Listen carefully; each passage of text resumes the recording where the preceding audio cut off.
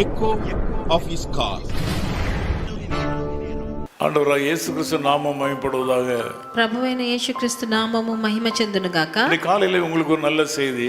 ఈ ఉదయ కాలంలో మీకు ఒక సంతోషకరమైన వార్త. அதாவது கர்த்தராகிய தேவன் உங்கள் மேல் பிரியமாய் இருக்கிறார். ఏం చెప్తున్నారంటే ప్రభువు నీ మీద గూర్చి సంతోషించును అని రాయబడి ఉన్నది. இதை நாம் ஏசாயா தீர்க்கதரிசன புத்தகம் 62ஆம் அதிகாரத்திலே பார்க்கிறோம். దీన్ని మనం 62వ యెషయా గ్రంథంలో 5వ వచనంలో చూస్తున్నాం. 4ஆம் வசனம் விதமாக சொல்கிறது. 5వ వచనం ఎలా సెలవిస్తుంది? கர்த்தர் உன் மேல் பிரியமாய் இருக்கிறார். నీ దేవుడు నిన్ను గూర్చి సంతోషించును అని. இதை வழக்கமாக நாம் படித்துவிட்டு கடந்து சென்று விடுகிறோம். ఇది మన ఊరికే అలా చదివి వెళ్ళిపోతూ ఉంటాము. எனக்கு இந்த வேதத்திலே மிக இஷ்டமான ஒரு வசனம் இது. ఇది నాకు చాలా ఇష్టమైన వచనం దీంట్లో. நான் அடிக்கடி இதை பார்ப்பதுண்டு படிப்பதுண்டு. నేను అప్పుడప్పుడు దీని గురించి చదువుతాను, ధ్యానిస్తాను. பிரியம் என்பது ఆழமான అన్బు. ఒకరు మన మీద సంతోషపడడం అంటే ఎంతో లోతైన ప్రేమ ఉండాలి. பிரியம் என்பது அளவிட முடியாத பாசம். అంటే ప్రేమ అభిమానం అన్నది చాలా లోతైన ప్రేమ. வழக்கமாக நான் உன்னை நேசிக்கிறேன் என்று சொல்வார்கள். కొంతమంది నేను నిన్ను ప్రేమిస్తున్నాను అని చెప్తారు. சூழ்நிலைகள் மாறும்போது விரோதிகளாக மாறிவிடுவார்கள். కానీ వాళ్ళ పరిస్థితులు మారినప్పుడు వాళ్ళు మారిపోతుంటారు. மனிதருடைய இந்த வார்த்தைகள் குறை உள்ளவை. మనిషి మాటలో ఎంతో కొరత ఉంది. நான் உன்னை நேசிக்கிறேன் என்று சொல்கிற வார்த்தை காலத்தால் மாறக்கூடியது. నీ మీద నాకు అభిమానం ఉంది అన్న మాట కొన్ని రోజుల తర్వాత మారిపోవచ్చు. குறை காணும்போது பலவீனங்கள் வரும்போது இந்த வசனத்தை இந்த வார்த்தைகளை விட்டு பின்வாங்கி விடுவார்கள். మన దగ్గర ఏదైనా కొరత వచ్చినప్పుడు, మనకి ఏదైనా అనారోగ్యం అయినప్పుడు, அதே நேரத்தில் வேதத்திலே சொல்லப்பட்டிருக்கிற இந்த பிரியம் என்பது நிலைவரமானது. కానీ వచనంలో సెలవించబడిన ఈ నీ గురించి సంతోషిస్తానన్న విషయం అది ఎల్లకాలము ఉంటది. அது அன்பின் உறைவிடம். అది ప్రేమ అక్కడ సమకూడి ఉంది. அது அன்பின் உச்சகட்ட நிலை. అది ప్రేమకి ఎంత హెచ్చైన స్థానం ఇవ్వచ్చో అంత ఇవ్వబడి ఉన్నది. சாதாரணமாக நெருக்கமான அன்புள்ளவர்கள் ஒருவருக்கொருவர் சரிசமமாக இருக்கிறவர்கள் தான் ஒருவர் அன்பா இருப்பார்கள். ఒకరి మీద ఒకరు ప్రేమ పెట్టుకున్న వాళ్ళిద్దరూ సరిసమంగా ఉండేటప్పుడే ఆ ప్రేమ ఉంటది. தங்கள் வாழ்க்கையில ஏதோ ஒரு பகுதியில யாரோடு சரிசமமாக இருக்கிறார்களோ அவர்களோடு தான் உண்மையான நேசம் வைப்பார்கள். ఒకరు వాళ్ళ స్టేటస్లో సరిసమంగా ఉన్న వాళ్ళతోనే వాళ్ళు ప్రేమ ఉంచగలరు.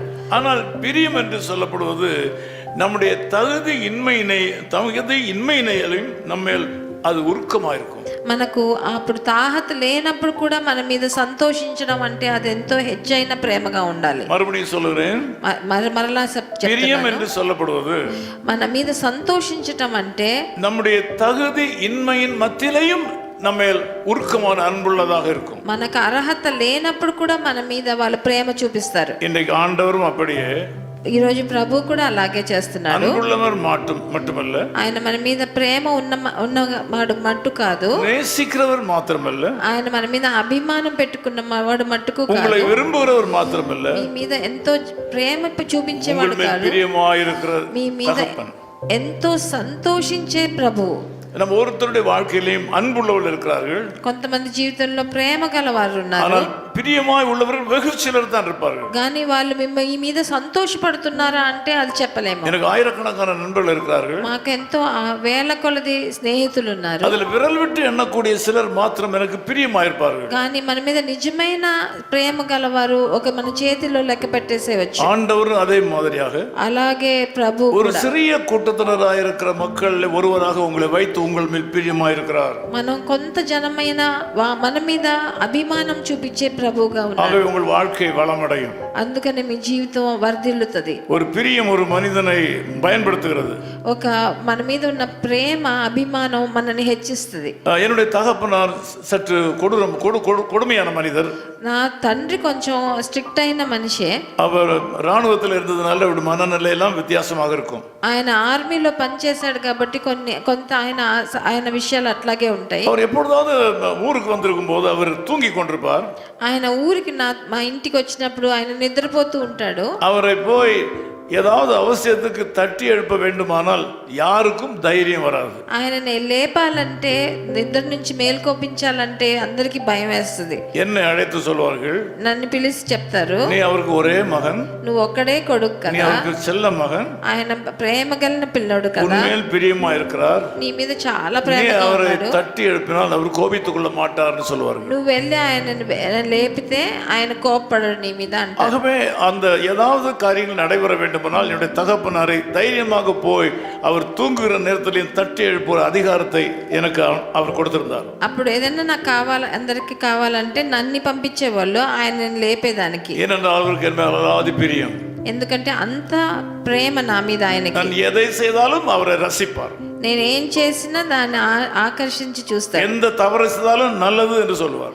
నేను తప్పు చేసినా కూడా పర్వాలేదు అని చెప్పేవారు. மறுபக்கத்தில் கண்டிப்புள்ளவராக இருந்தாலும், కొంచెం ఆయన స్ట్రిక్ట్ గా ఉన్నా ஒரு కూడా பக்கத்தில் என் மேல் பிரியமாயிருந்தார் எனக்கு தெரியும். నా మీద ఎంతో సంతోషించేవాడు. இந்த காலை வேளையில் ஆண்டவர் இயேசு கிறிஸ்து அப்படியே உங்களில் பிரியமாயிருக்கிறார். అలాగే ప్రభువైన యేసుక్రీస్తు మీద కూడా మీ మీద సంతోషిస్తున్నాడు. நீங்கள் எந்த நேரத்திலையும் அவரிடத்திலே போய் கிட்டி சேரலாம். మీరు ఎప్పుడు కావాలన్నా ఆయన దగ్గరికి వెళ్ళొచ్చు. எந்த பெரிய தவறையும் அவரிடத்திலே சொல்லலாம். నువ్వు ఎంత పెద్ద తప్పు చేసినా ఆయన దగ్గర எவ்வளவு பெரிய சிறிய காரியமாகத்தாலும் அவரோடு கூட பகிர்ந்து கொள்ளலாம். నీ ఎంత చిన్న కార్యం పెద్ద కార్యమైనా ఆయనతో మీరు షేర్ చేసుకోవచ్చు. ஆண்டவர் மிக சுறுசுறுப்பாக வேறு வேலையில் இருப்பார், அதனால அவரை போய் தொந்தரப்படுத்த கூடாது என்கிற மனநிலை அல்ல.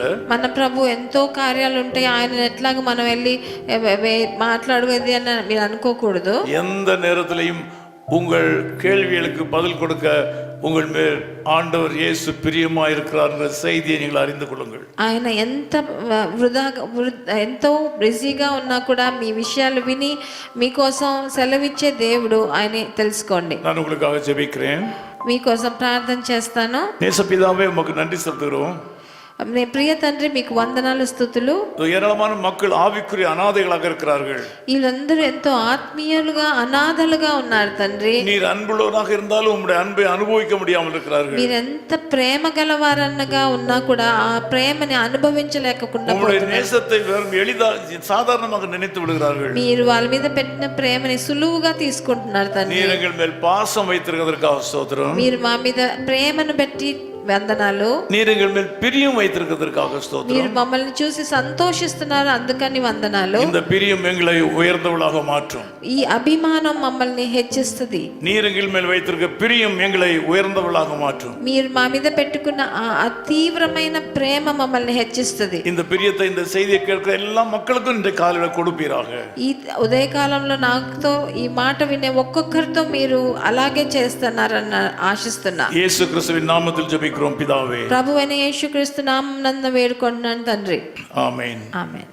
கொடுமையோர் சீரல் பெருவெள்ளம் போல அடிக்கையில் மோதிய மதில்களின் மீது, கொடுமையோர் சீரல் பெருவெள்ளம் போல அடிக்கையில் மோதிய மதில்களின் மீது, பலனுமே வேழைக்கும் எளியோர்க்கும் திடனாய் வெயிலுக்கு ஒதுங்கும் விண்ணிழலுமானார்.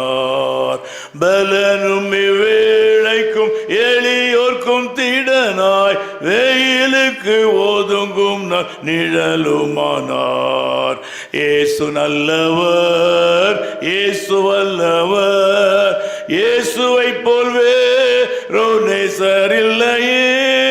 இயேசு நல்லவர், இயேசு வல்லவர், இயேசுவை போல் வேறோ நேசர் இல்லையே. His Call Ministries, 10 Muhammad Abdullah 2nd Street, opposite International Cricket Stadium, Chepauk, Chennai 600005, India. Phone 9144-2852-8282. Mobile phone and WhatsApp 919841271858. Email sam@echoofhiscall.org. Website www.echoofhiscall.org. God bless you.